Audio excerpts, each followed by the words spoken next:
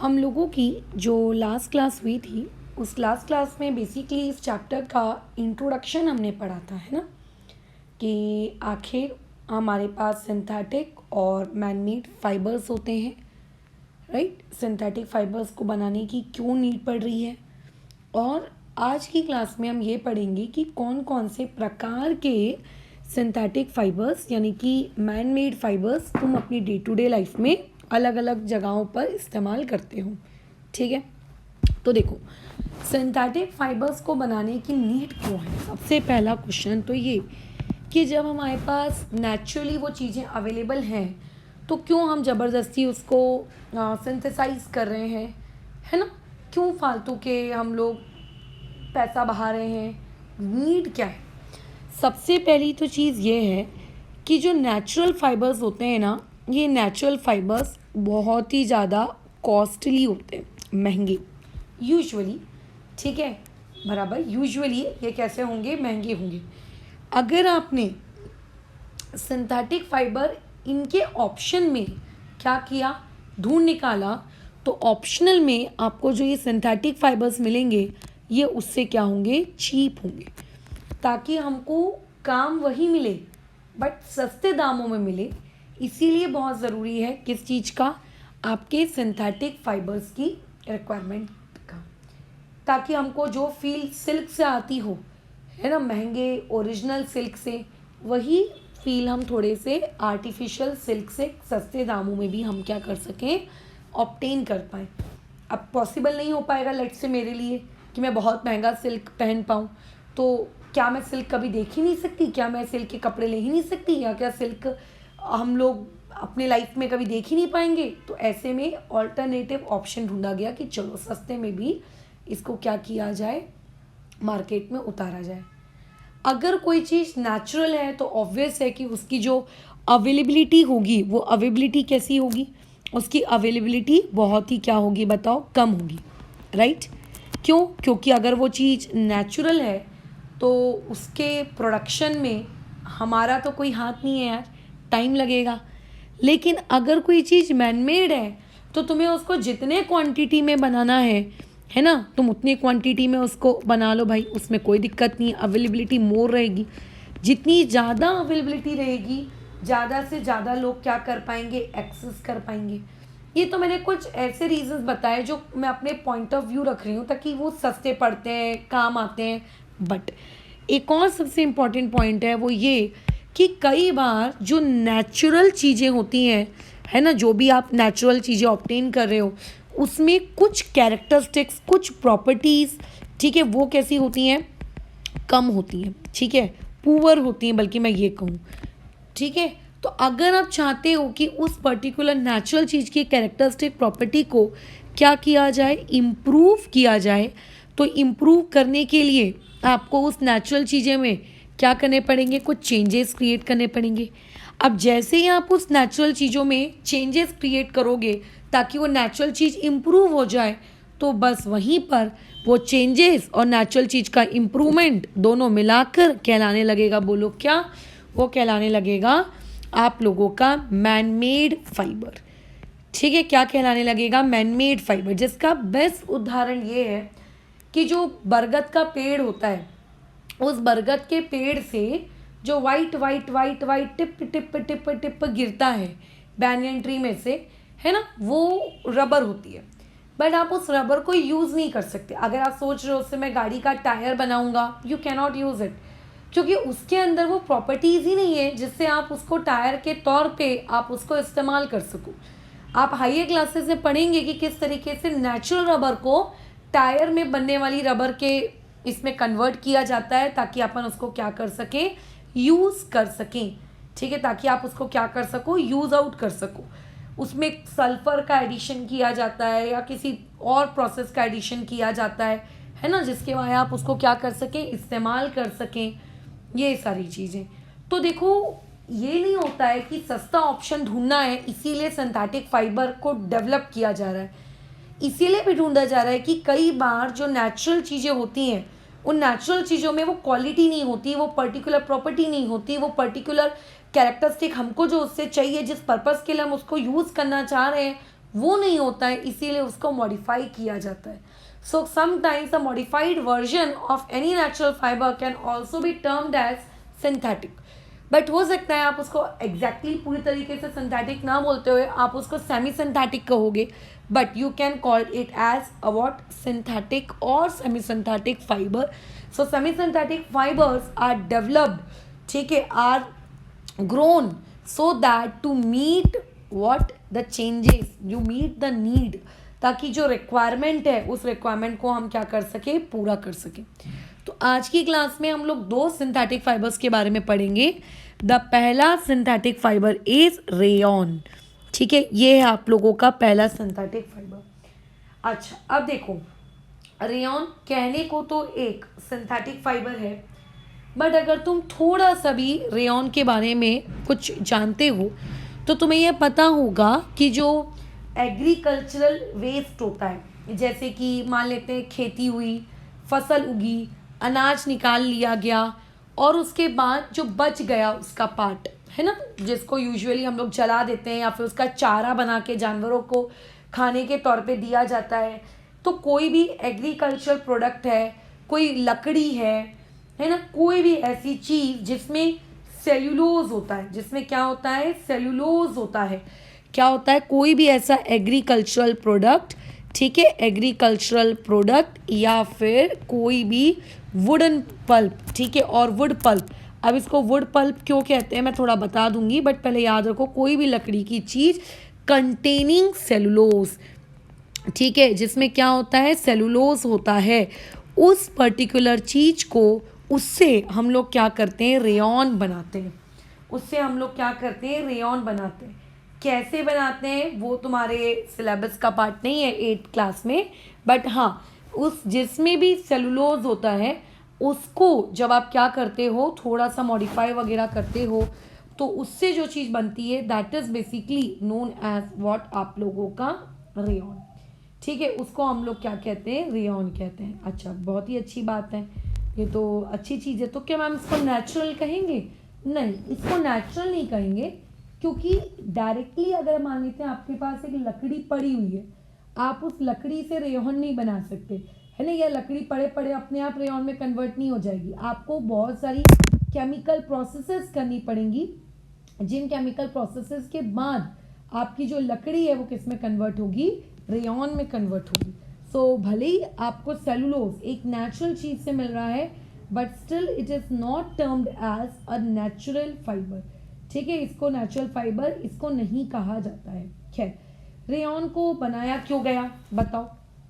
तो रेयॉन को इसीलिए कहा गया क्योंकि जो आप लोगों के फाइबर्स थे, जैसे कि सिल्क, वूल, कॉटन, लेनिन, है ना, इनमें जो आपको प्राइस रेंज मिलती थी ओरिजिनल की, या फिर इनमें जो आपको कंफर्ट मिलता था, जो क्वालिटी मिलती थी, वही सेम चीज़ आप रेयॉन से भी ऑब्टेन कर सकते हो. मतलब अगर आपने रेयॉन बनाया है, और रेयॉन को सबसे ज़्यादा यूज़ किया जाता है देखो टेक्सटाइल इंडस्ट्री में. ठीक है, इसको कौन सी, यानी कि कपड़ों की इंडस्ट्री में सबसे ज़्यादा इसको यूज़ किया जाता है, टेक्सटाइल इंडस्ट्री में रेयॉन को. क्यों? क्योंकि रेयॉन जो भी आपका है पॉलीमर, जो ये है रेयॉन, क्या होता है आपका, सॉफ्ट होता है.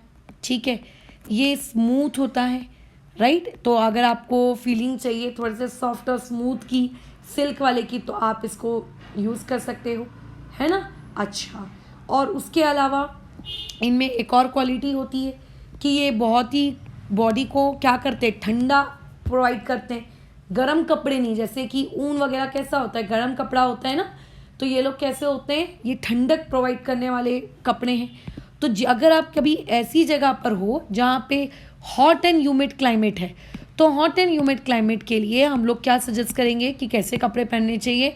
कॉटन के तो डेफिनेटली पहनने चाहिए, but hot and humid climate के दौरान आप एक और चीज़ पहन सकते हो, वो बोलो क्या, आप रेयॉन के कपड़े पहन सकते हो, क्योंकि ये क्या करते हैं, आपको कंफर्टेबल वाली फीलिंग प्रोवाइड करते हैं. So therefore rayon is very important. किसमें, टेक्सटाइल इंडस्ट्री में. ठीक है, टेक्सटाइल इंडस्ट्री अलग अलग प्रकार के चीज़ों को बनाने के लिए क्या करती है, कपड़ों की अलग अलग वेराइटीज़ में लाने के लिए वो क्या करती है यहाँ पर उसको यूज़ करती है, राइट। वो उसको क्या करती है, यूज़ करती है रेयॉन को।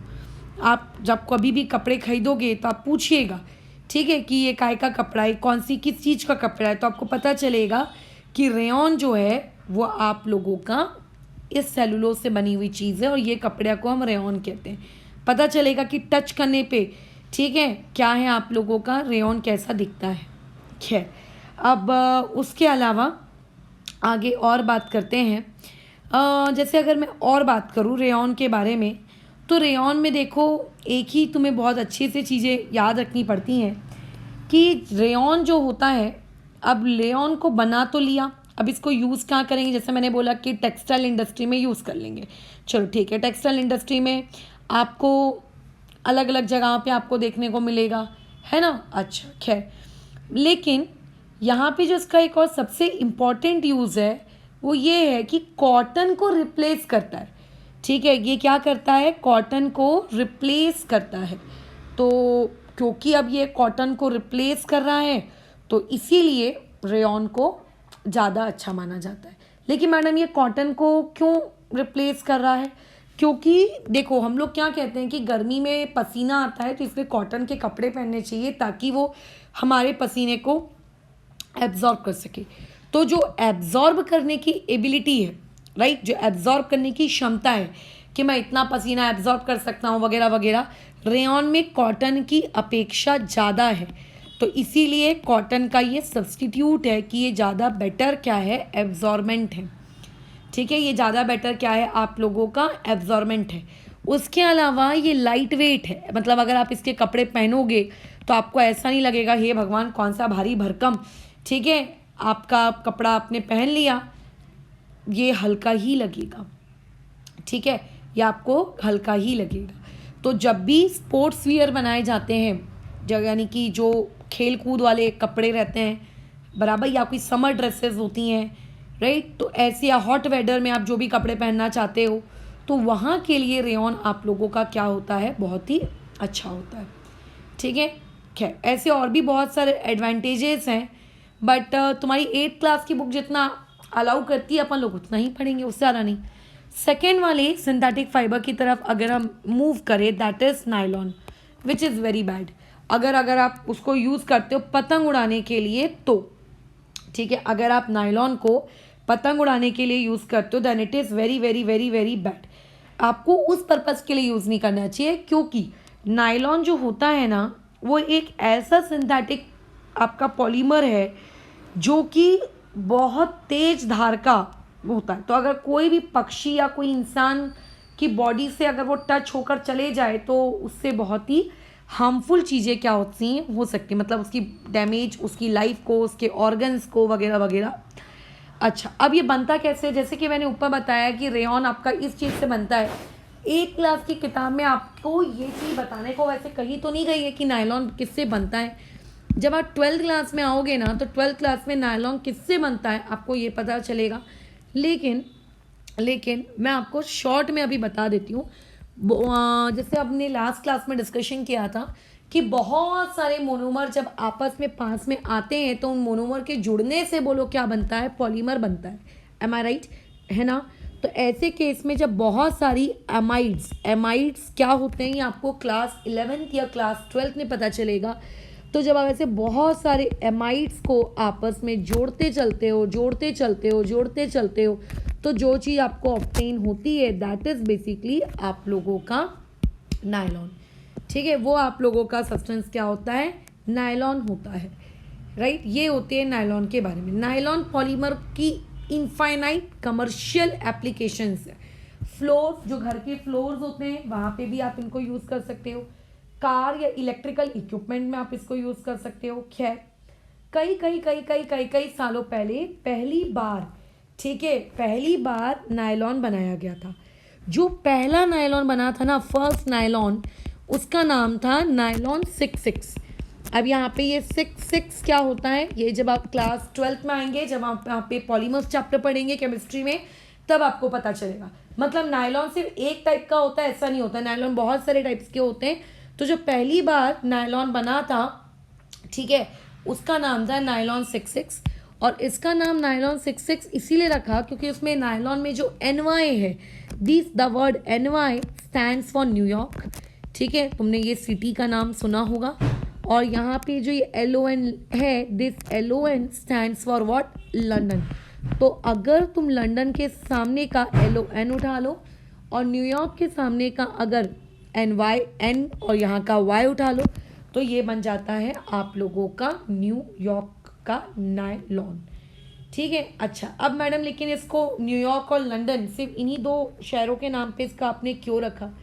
वो इसीलिए क्योंकि पहली बार जब ये नायलॉन की डिस्कवरी हुई थी तो ये बेसिकली आपके साइमल्टेनियसली, आप कह सकते हो एक दिन तो नहीं कहूँगी, बट एक ही साल या 1-1.5 साल के अंतराल में दोनों शहरों में एक साथ हुआ था।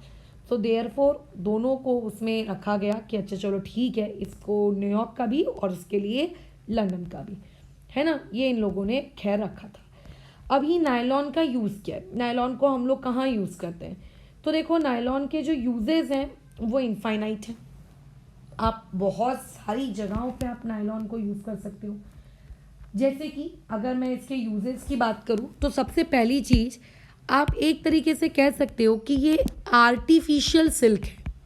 ठीक है, नायलॉन की एक प्रजाति क्या है? एक आर्टिफिशियल सिल्क है। मतलब सिल्क जो कि इतना महंगा होता है, उसके ऑप्शन में आप क्या यूज़ कर सकते हो? नायलॉन यूज़ कर सकते हो। तो एक्चुअली में जो गारमेंट इंडस्ट्री होती है, ठीक है, जो कौन सी इंडस्ट्री होती है? Garment industry. ठीक है, वो गारमेंट इंडस्ट्री इसको क्या करती है? यूज़ करती है। ठीक है, गारमेंट्स बनाने के लिए आप जो रेनकोट पहनते हो, उस रेनकोट में या फिर जो स्विम कोट पहनते हो, वो स्विमवेयर जो भी आपका रहता है उसके अंदर या उस कपड़े का ये नायलॉन बना हुआ रहता है। ठीक है, जो गाड़ियाँ होती हैं, गाड़ियों में जो सीट बेल्ट्स होती हैं, वो सीट बेल्ट्स इसकी बनी हुई होती हैं। जो पैराशूट होते हैं, है ना, वो पैराशूट इसके बने हुए होते हैं। अच्छा, कई बार आपने सुना होगा नायलॉन की रस्सी, तो रोप्स भी नायलॉन की बनी हुई होती हैं, राइट। टेंट्स जो हम लोग कभी कैंपिंग करने के लिए यूज़ करते हैं, टेंट्स आपके नायलॉन के बने होते हैं। अगर आप नेट बनाना चाहते हो तो नेट एक्चुअली नायलॉन का बना हुआ रहता है। और भी बहुत सारी जगहों पे इसके एप्लीकेशंस हैं। So this was all about nylon and rayon. तो ये वो हमारे दो सिंथेटिक फाइबर्स थे जो कि हमारे लिए बहुत बहुत बहुत बहुत अति आवश्यक है। तुम अपने अगर आजू बाजू देखोगे तो बहुत सारी चीज़ें आपको इस नायलॉन की या फिर इस रेयॉन की बनी हुई मिलेंगी। तो यही था तुम्हारा सिलेबस 8th क्लास का। बस आपको इतना ही याद रखना है, ठीक है ना, कि इनके यूजेस क्या है और बस, और उसके अलावा कुछ नहीं। हाँ, कुछ पॉइंट्स हैं जो मैं बता देती हूँ जो आपको ट्रू फॉल्स के लिए 1 मार्क्स के क्वेश्चन के लिए पेपर में आ सकते हैं। देखो, स्टील की जो वायर होती है ना, इसको बहुत ज़्यादा ताकतवर समझा जाता है जब किसी भारी चीज़ को उठाने की बारी आती है। बट ठीक है, अगर मैं स्ट्रेंथ की बात करूँ तो जो नायलॉन की वायर होती है, ये नायलॉन की वायर ग्रेटर होती है as compare to the strength of what, आपकी स्टील वायर। ठीक, सोचो, स्टील वायर से ये ज़्यादा ताकतवर है। अब ऑब्वियसली मैं कह रही हूँ इसीलिए नहीं, इसको पैराशूट्स में यूज़ किया जाता है। तो लाइट वेट, स्टील वायर इतनी लाइट वेट नहीं होगी, लाइट वेट प्लस इसकी एबिलिटी किसी भी भारी सामान को क्या करने की, उठाने की, इस वजह से। ठीक है। अच्छा, और उसके अलावा और क्या है तुम लोगों के बारे में, नायलॉन के बारे में और क्या बात कर सकते हो? जैसे कि इसकी रोप्स अगर बनती हैं, तो क्योंकि रोप्स बनती हैं तो इसका मतलब इसके अंदर इलास्टिक नेचर होगा, है ना, इलास्टिक नेचर की होगी, क्योंकि आप इसे पैराशूट में यूज़ कर रहे हो, क्योंकि पैराशूट को ऊपर हवा में उड़ना पड़ता है। तो ऑब्वियसली कि ये वजन के मामले में लाइट वेट होगा, तभी आप इसको यूज़ कर पा रहे हो ऊपर उड़ने के लिए, है ना। तो there are various applications of what, आप लोगों का नायलॉन। अच्छा, एक चीज़ मैंने गलत जगह लिख दी है, सॉरी, आर्टिफिशियल सिल्क मैंने यहाँ लिख दिया, I am really sorry. Artificial silk को नायलॉन नहीं, मुझे रेयॉन कहना चाहिए था। Rayon is known as what, आप लोगों का आर्टिफिशियल सिल्क। ठीक है, तो बस यही था। नेक्स्ट क्लास में हम लोग नेक्स्ट 2 आपके आर्टिफिशियल फाइबर्स के बारे में पढ़ेंगे, पॉलिस्टर एंड एक्राइलिक। बस ख़त्म। और अभी के फ़िलहाल इस क्लास को यहाँ पे रोकते हैं।